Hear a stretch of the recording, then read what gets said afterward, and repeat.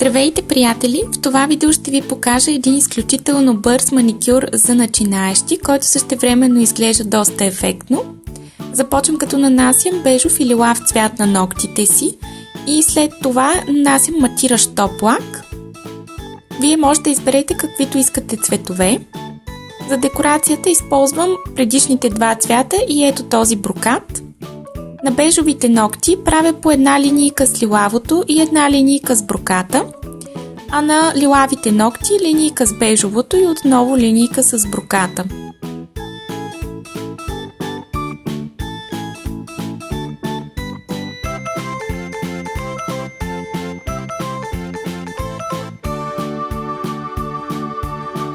И това е завършеният маникюр. Не нанасям топ лак, защото ще се развали ефекта. По този начин отдолу е матиран лакът, а декорацията блести. Мисля, че се получава интересно. Ще се радвам да видя, ако пресъздадете този маникюр. Благодаря ви, че гледахте това видео и до скоро!